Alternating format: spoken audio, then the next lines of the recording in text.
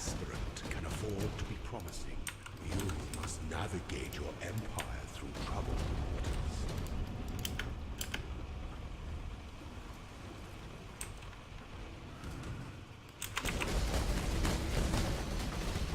Accept no impasse.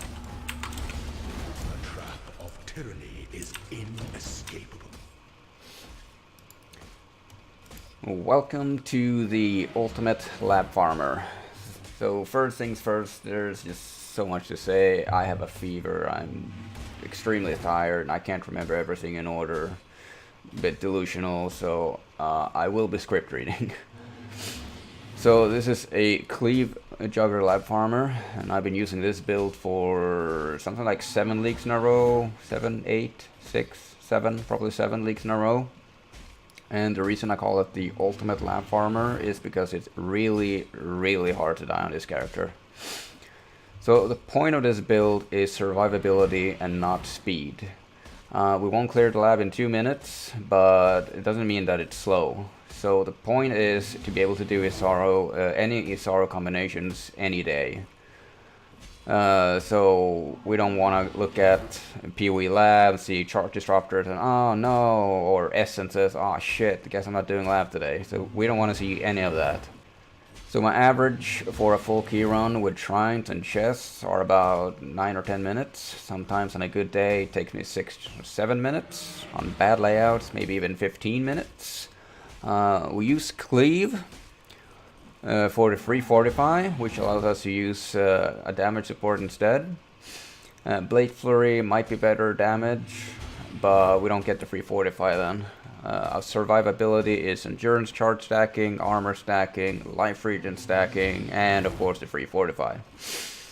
There are a few ways of building the character. One's a budget version, which to be honest you never really need to upgrade from it. And the other is a slightly more expensive, higher damage ones, and I'll go with both. So this is the complete build at level 80, and it's the budget version. I'll show the differences once we get to the gear part. So for Ascendancies, we grab, oh goddamn soon, Unstoppable, Unbreakable, Unflinching, and Unrelenting.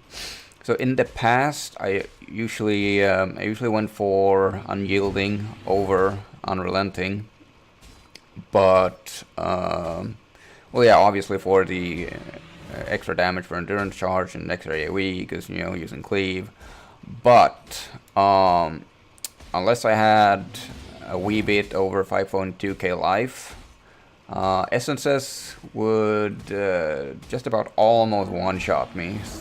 So with Unrelenting, essences, the essence phase, they don't really do that much damage anymore. So definitely Unrelenting over Unyielding. Alright, so for leveling, I honestly don't know how bad Sunder is these days. I can't quite remember. So this character and the gear on it is a bit random, because at first this character was supposed to be a crit hegemony consecrated pass, but the build failed, so I then respected to a lab farmer, and I then respected into Nebulox, consecrated path, and then I respected back to a lab farmer, so the gear is like all over the place. So I can't actually quite remember. I think I should level with consecrated path, so probably level with consecrated path. So you just do the usual, you go through the damage nodes and just respec out of that later. Go through the one-handers, rush, resolute technique, and then head down to duelist, pick up the axe nodes, then go for like the Scion wheel, and then up to Templar and Devotion. Don't really need to pick up the endurance charges until early mid-70s. You don't really need that while leveling. Life regen is also like late level stuff. So for Pantheon, I don't really know why I went for Solo Lunaris. The phys reduction doesn't really add that much, since I'm more or less immune to phys damage as it is. The movement speed's kinda nice, but honestly, Solo Solaris is probably what you want. Reduced LE damage taken and take no extra damage from crits. Solo Arakali is kinda useless.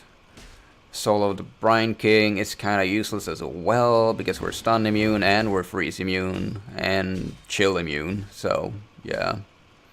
Solo Solaris probably. Technically doesn't really matter. For the minor one, you want Solo Tukahama, because single target wise, we're basically always stationary. So this one is huge for defenses. As for gear, our weapon swap is Bright Beak and 3 green Prismatic Eclipse with Blood Rage, strictly for mobility.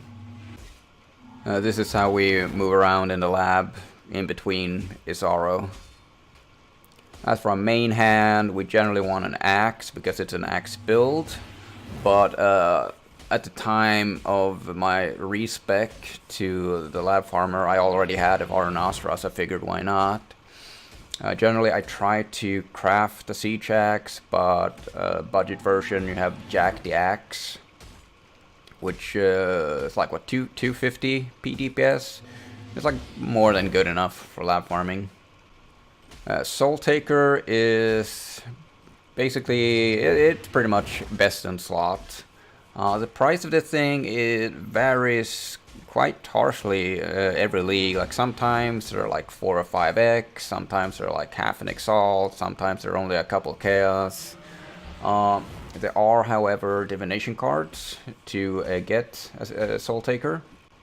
Cards like the Battleborn, which gives a random axe, or 9 cards of the Soul, which gives a guaranteed Soul Taker, which can be farmed in Overgrown Shrine, Sepulture, or Tribunal maps.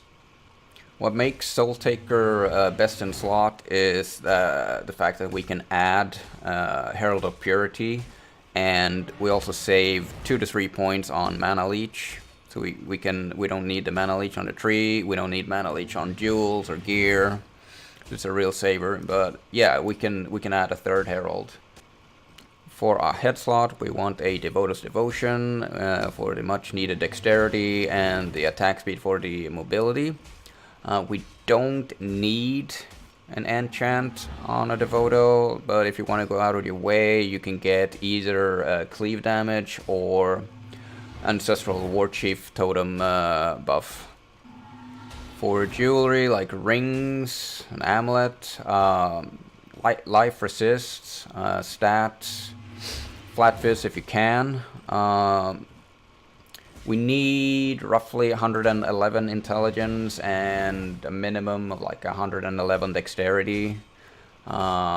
We need 155 dexterity for a level 20 blood rage. So you want to slap some stats on here. You don't really need flat fist, like if you have room for it, like an open prefix, yeah sure, but you don't really need to go out of our way to get it. Gloves, we want preferably an armor base to up the armor. Life resist, add a bonus, flat fist, attack speed. And for boot, we want a rare boot, life resist. I'm using Comb's Roots on this guy right now, and I will explain later. It's for damage reasons, but I'll get back to that. For belt, we want the Belt of the Deceiver for the reduced extra damage from crit, along with the Indomitable Wheel, which puts that at 50% reduced crit damage taken. For chest piece, we want Wall of Brambles. It's got massive armor, which is what we want to stack. This chest piece in general is very, very cheap. Of course, any rare chest with close to 2k armor is going to do just fine. For jewels, life, attack speed, damage, resist, stats, like whatever you need. If you feel you need more damage, go for damage. If you want to leap faster and get more attack speed. Flasks, we don't really need flasks. Like 1 curse removal and 1 bleed removal of whatever. It's like all we really need. For damage, obviously, a Taste of Hate and a Lion's Roar. Alright, for the expensive and higher DPS version, by the way, if you were wondering what's in the background here, it's just Isaro with max charge disrupting charges, trying to do something. I don't know what he's doing. Brass Dome is the absolute best in slot, because it makes us crit immune, and it's got a shit ton of armor, and it allows us to drop Belt of the Deceiver, along with 3 passive points Indomitable. So with a Brass Dome, we shave off 3 passive points, and we can use an actual belt. Brass Dome is on the expensive list, because on hardcore it's always a few exalts, but on softcore it's usually like first 2 weeks or so it's a couple exalt, and it drops down pretty quickly to like 5k or something. Comb's roots aren't generally expensive unless they have a certain enchant, which we don't need, or if it has +1 endurance charges, which we don't need. But having a unique heavy build and slotting in Comb's roots makes it harder to cap our assists. We can more or less count on always having max endurance charges up by using the Gluttony belt. And 1 endurance charges gives us 4 to all res, and having 7 endurance charges gives us 28 all res, which basically means instead of tailoring our gear for 109% all res or 110 for fire res with barbarism, so instead of doing that for LOE cap, we can now go for 81 all res, or 82 for the fire, of course. Making our rare gear much cheaper, especially if we slot in our resist on jewels instead. Anyways, what I was trying to get to was, I wanted undeniable because of the damage and attack speed bonus, but the only thing I could drop to get this node was unstoppable. And I quite like being stun and freeze immune, so I threw in Comb's Roots. And with the free 1000 accuracy we get from the node, we don't even need accuracy on our gear, so with that I dropped Resolute Technique, and I grabbed Versatility and Precision, which also gives more attack speed for mobility and some very needed dexterity and intelligence.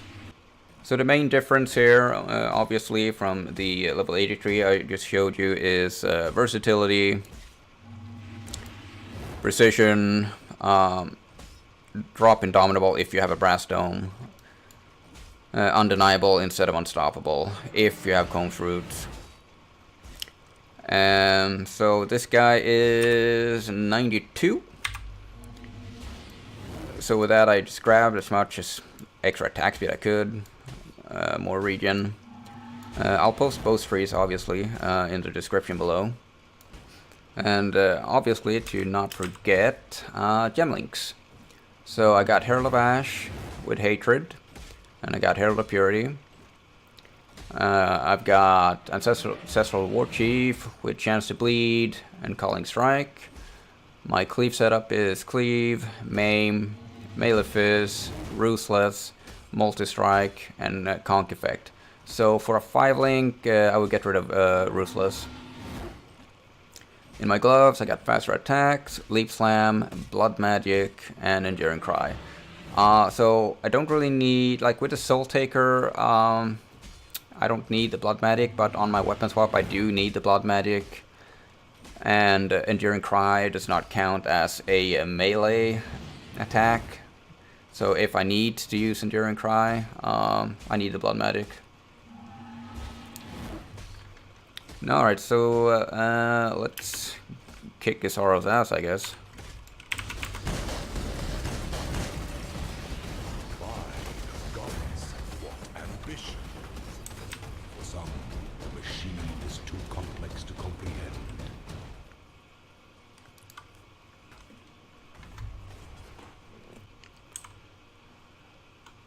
Alright, I thought I'd show you the use of the Gluttony Belt in action. So Isaro is fully buffed, and we don't want to fight him with 0 endurance charges. We just put the belt on, leap a couple times, boom, full charges, Go in. The sovereign who empowers the scepter, not the other way round. Make sure we're on the right weapon swap.